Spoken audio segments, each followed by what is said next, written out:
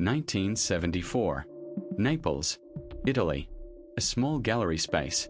Performance art is already challenging boundaries across Europe, turning the artist's body into the medium itself.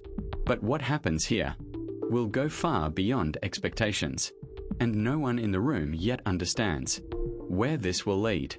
Marina Abramović is a young Serbian artist, 27 years old at the time. She is already known for works that test endurance, control, and the relationship between artist and audience.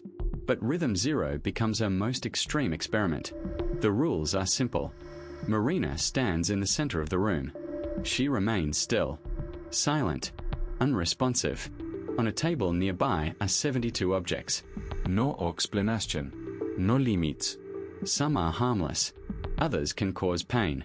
A sign reads, "Instructions." There are 72 objects on the table that may be used on me as desired. Performance. I am the object. During this time, I take full responsibility. Duration, 6 hours. Context matters. The 1970s are a time when art aggressively questions morality. After decades of experimentation, artists are asking, what happens when rules disappear? At first, the atmosphere feels gentle.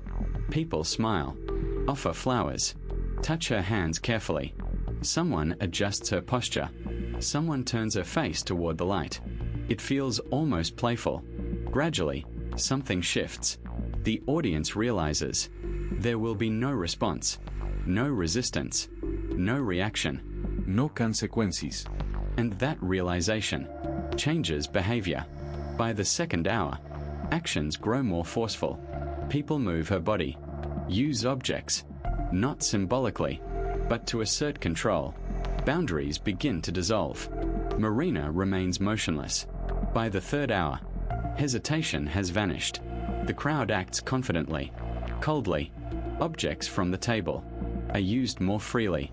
The artist is no longer seen as a person. By the fourth hour, the tension becomes unmistakable. This is no longer art. In the traditional sense, it is no longer about expression. It has become a test of human behavior. Security intervenes. When the situation becomes dangerous, the performance is stopped before the 6 hours end.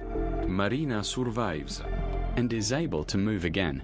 Then comes the moment that defines the work.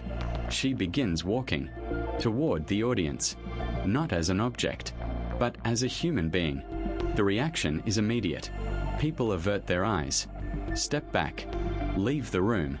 Only now do they seem to realize that a living person stood before them the entire time. Later, Abramović would describe the experience as 6 hours of true terror. She recalled that later that evening, looking into the mirror, she noticed a strand of gray hair.